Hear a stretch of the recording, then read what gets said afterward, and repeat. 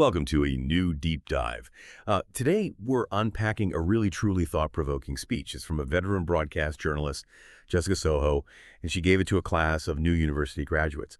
But the thing is, it's not just about what she said there, on that stage. It's really about what it means for us, for you, regardless of where we are in our own lives. So our source material today is excerpts from a GMA News Online article. It covered her keynote address at the University of the Philippines, Diliman, their 114th commencement, actually. And our mission really for this deep dive, it's to pull out that core wisdom, the bits about responsibility, engaging with the community, and actually using the knowledge we have. We want to show how these lessons, they go way beyond just graduation day. They apply to anyone who wants to make a real impact. So get ready, because she kicks things off with this pretty surprising challenge. It really sets the tone. Okay, let's dig into this. So Jessica Soho, she's a UP alumna herself, right? And a very seasoned journalist with GMA Network. She goes back to her alma mater. Not just to celebrate the class of 2025, though I'm sure that was part of it. But she issues this powerful call to action. She directly challenges these grads. Then he started college during the pandemic, remember? And she hits them with this phrase that sounds, well, pretty jarring, maybe even provocative. She asks, ano ngayon kung umibig ka? Which translates to something like, so what if you're from UP? Kind of blunt, yeah. But she quickly follows up, says it's not an insult. It's more of a gentle nudge, challenger, reminder. Her point basically is that being a UP graduate, well, it's a blessing, sure, but it's also a big responsibility. She urged them, use your voices, inspire change. She said, with your voice, baka naman, meron ng pag-asa. Maybe there's hope. And then, sana, kayo matagal lang hinihintay na pagbabago. May you be the long-awaited change. Powerful stuff. It really is. And what's fascinating there, I think, is how she immediately reframes privilege. It's not just about being elevated or, lucky. It's framed as an active mandate. A mandate. A mandate. Yeah, that's a good word for it. Right. So when she brings up that title, Isko ng Bayan, which literally means scholar of the nation, she's saying it comes with this inherent weight. It's this obligation to serve the nation. It kind of dismantles any sense of elitism. Mm-hmm. It suggests that getting that degree, that achievement, that's not the end goal. It's meant to be a catalyst, right, for the collective good. And it forces us, and you listening, to ask, this knowledge I have, these advantages, are they just for me? Or are they, in a way, a kind of debt I owe back to the community? How do I pay it forward? That idea of owing something back, that collective obligation. Yeah, it seems to run through the whole speech. And she connects it directly to some really foundational Filipino values. She talks about loob and kapwa. Loob is sort of your inner self, your character, and kapwa, that's about shared identity, your fellow human beings. And she insists you can't separate them. Inner goodness and out compassion, they have to go together. She puts it very directly. Hindi mo pwedeng sabing magandang loob mo kung wala kang malasakit sa kapwa. Which means, you can't claim to have inner goodness if you lack compassion for others. Simple as that. Exactly. It connects the internal state to external action. Right. And then to show that real inspiration, real understanding, it doesn't just come from books. She shares this incredibly powerful story from her own career. It's from her piece, Kidneys for Sale, award-winning piece. She talks about an old acquaintance guiding her team into the Besaco compound. It's known as one of the poorest neighborhoods in Tondo, Manila. And there she found men who were so impoverished they were selling their own kidneys just to survive. Wow. That's incredibly stark. Yeah. And that expose, her reporting, it actually led to government regulation of kidney donations, which is a tangible impact.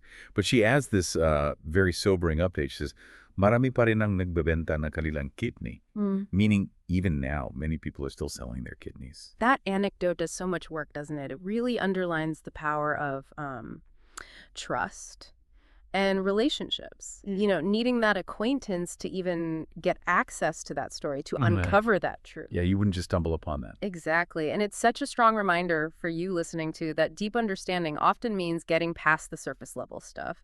It means engaging directly with the realities people are facing, their lived experiences. And it also makes you think about how persistent some social problems are, right?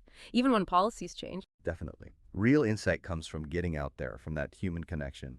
And she didn't just stop there. She mentioned other major stories she covered, things like the war in Afghanistan back in 2002, the Israeli-Palestinian conflict, huge natural disasters, the 1990 Baguio earthquake, the Ormoc flash floods in 91, Super Typhoon Yolanda in 2013. And her point with all of these was to show this deep, unavoidable link between learning, book learning, and the harsh realities of life. From there, her message kind of shifts gears a bit towards humility, Gratitude, she tells the graduates, "Ooh, UP kayo, huwag medjing mayabang. Yes, you're from UP, but don't be arrogant. Magpasalamat. Pwedeng mapakumbaba. Stay grounded. Be grateful. Be humble. Stay grounded." And then this key line, "Hindi tayo naiba o nakaangat kundi kaisa ng komunidad at ng lipunan," which translates to, "We are not different or superior. Instead, we are one with the community and society." That idea of being one with, not above. That's such a crucial counterpoint to the idea of academic elitism we talked about earlier. Totally. And she also hammers home the importance of diverse relationships. She says, straight up, your lives will be richer if you include people who are not like you. Her advice, get out there, reach out to more people, get out of your own circles or silos or echo chambers. Pretty direct. It is direct, and if you zoom out, think about the bigger picture. That's a really powerful counter-narrative, isn't it? Especially today, with how isolating modern life can sometimes feel.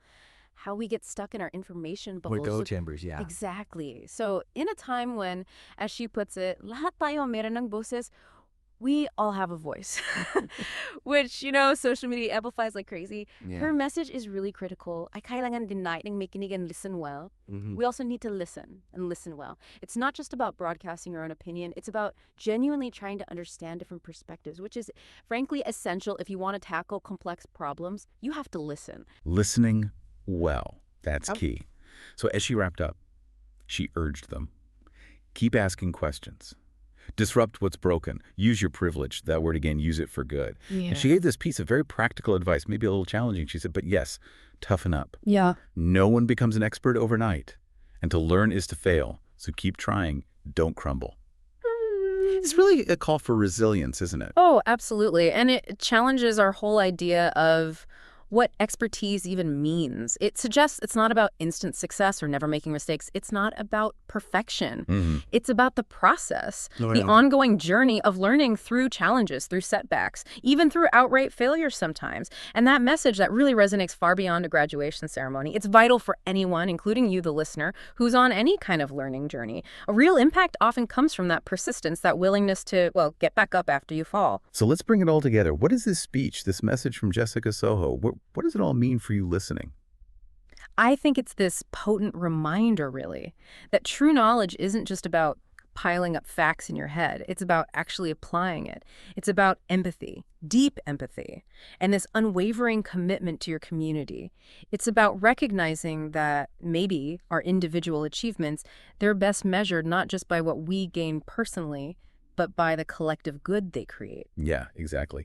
And that brings us to a final, maybe challenging question for you to think about. Yeah. How can you, right where you are, in your own life, your own work, your own community, how can you identify the things that are broken, the things that need disrupting, as she said? And then what are the unique skills you have, the tools, maybe even the privileges you hold? How can you actively use those things to, in her words, rock the world? Even in a small way. Because at the end of the day, it's not just about what you know. It's really about what you do with it.